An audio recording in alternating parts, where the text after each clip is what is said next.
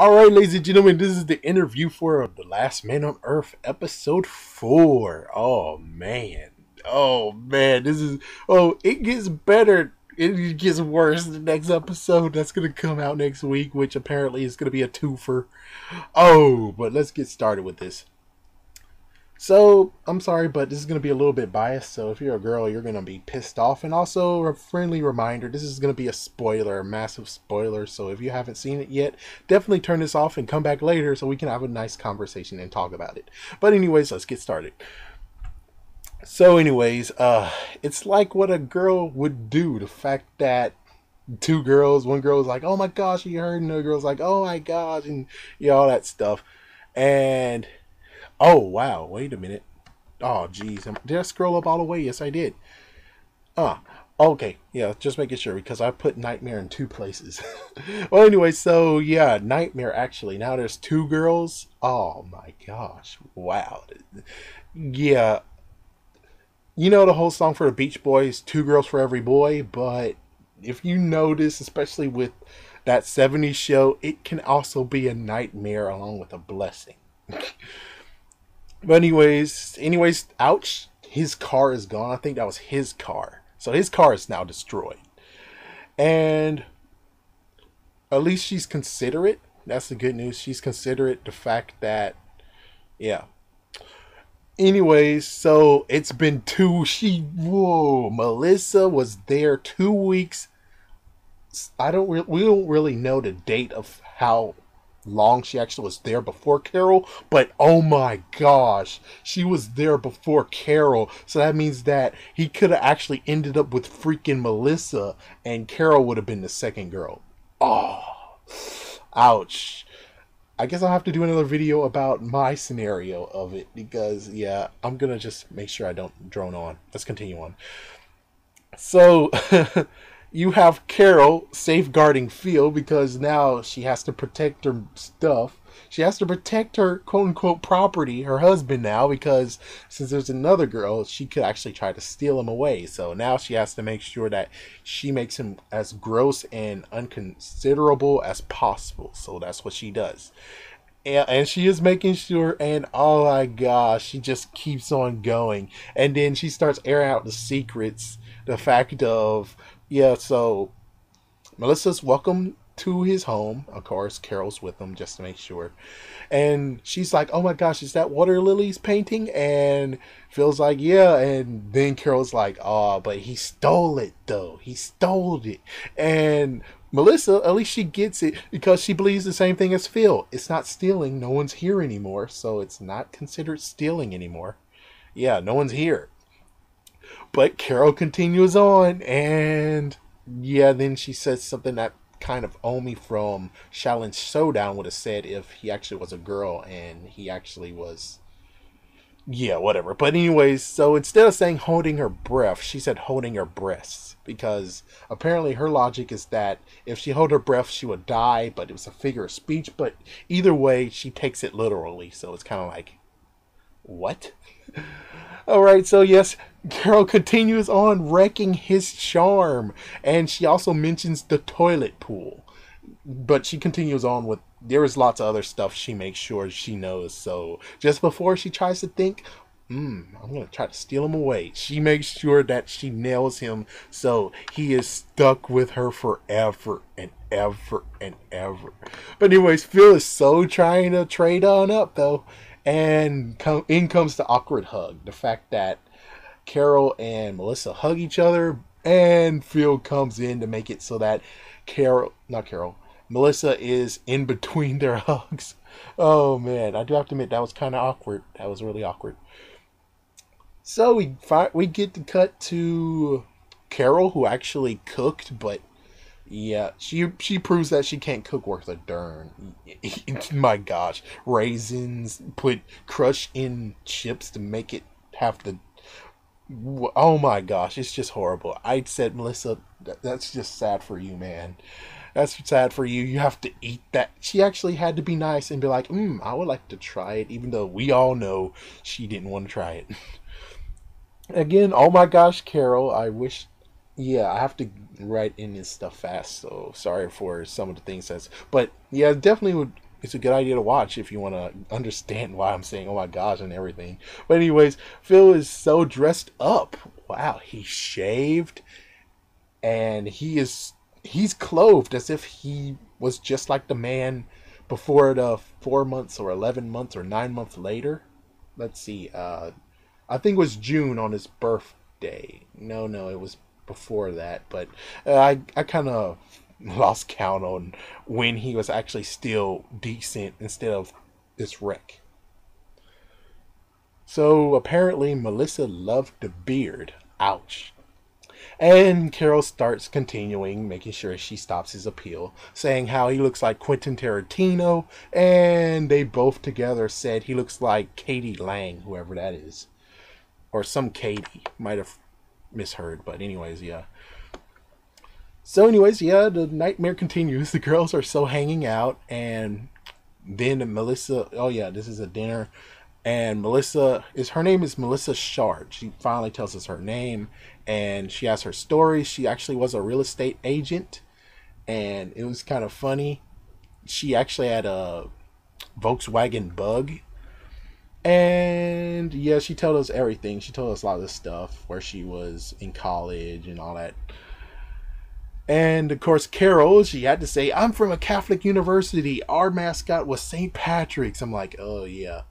Well, I went to a freaking religious college, and I got screwed the frig over. How ironic is that, right? How freaking damn ironic is it? Well, anyways, enough of my personal life. Let's continue on. So, it's like Carol is popping the married question for her. It turns out that she was married to Jerry or Larry, and he cheated on her with a cop.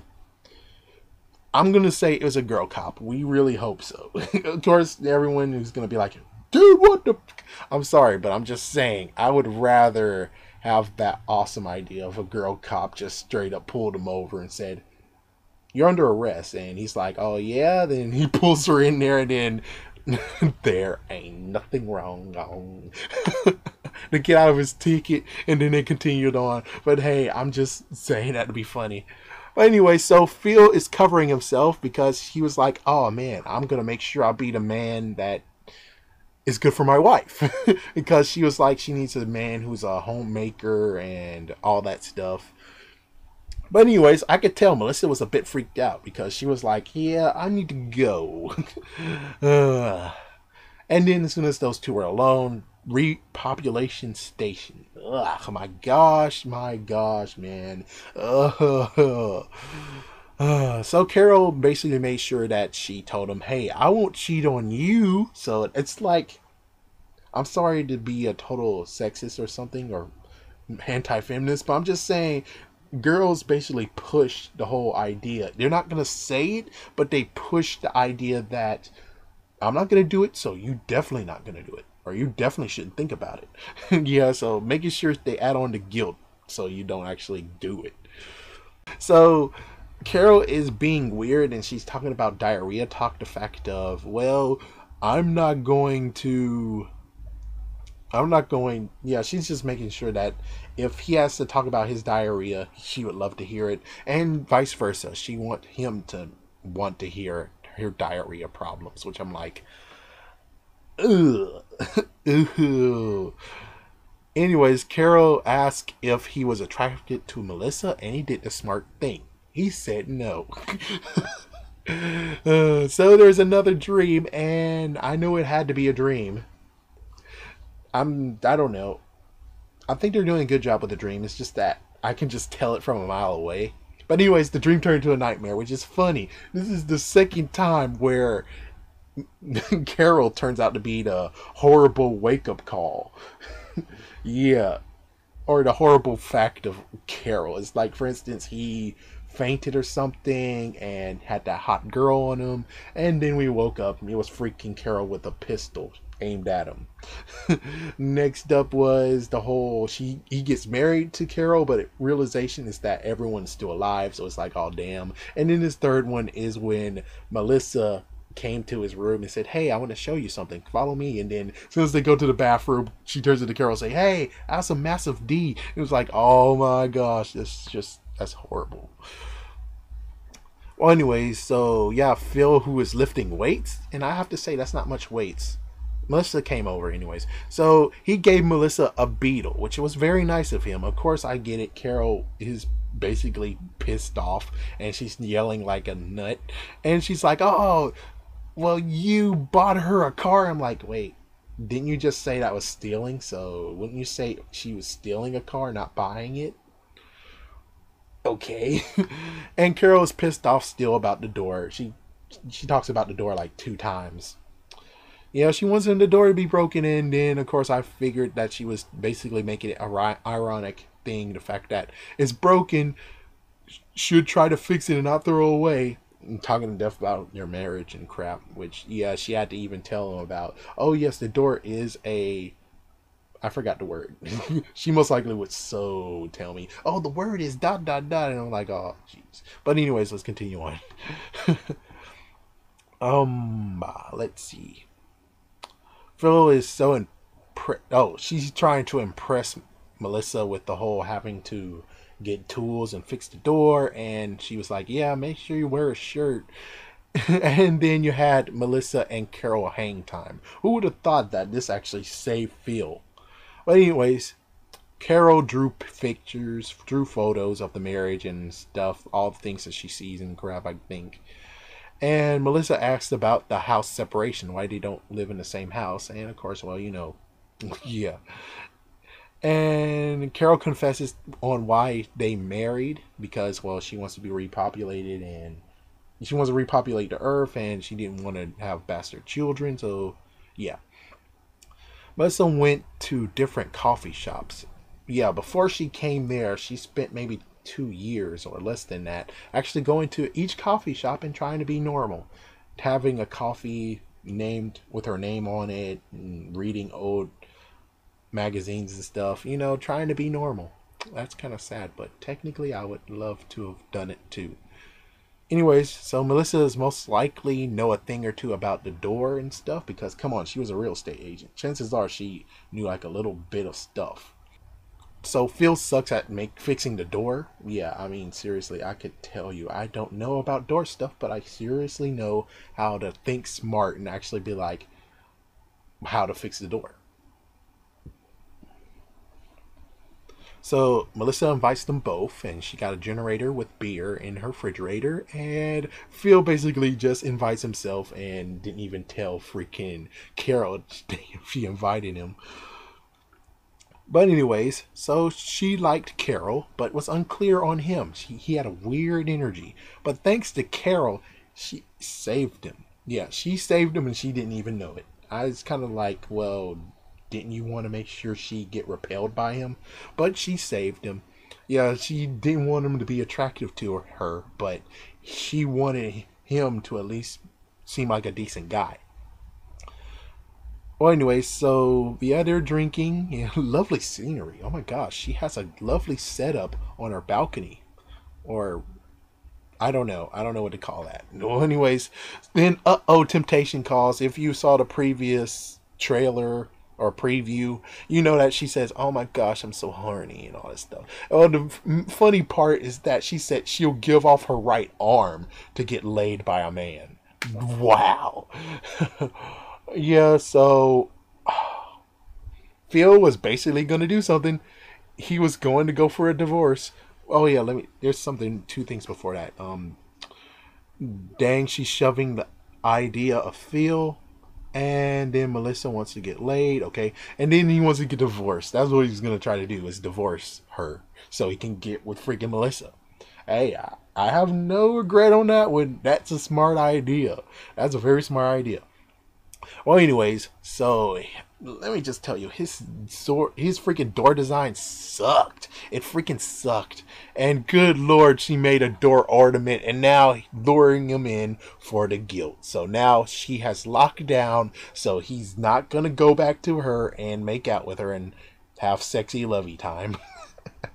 Bump and grind. I'm going to say bump and grind, yeah. Oh, man, Carol, my goodness. Well, at least the good news is he's gonna be lucky as hell in the next episode, but it looks like his luck will run out in the episode as well. Or maybe that's the next episode. So 2 episodes next week. Definitely go check it out. This episode itself was very interesting, and I definitely going to have to make a what if to explain what I would do different, because I don't want to make this run even longer than it should be. So anyways, thank you for watching, and definitely like and subscribe to this if you want to see more of these episode reviews. And as for the rest of you who actually love to freaking thumbs down, well, I really hope Carol comes to your house and straight up just jack your crap and give you a big massive headache. Well, anyways, thank you for listening, and I am going to print that. Have a great week.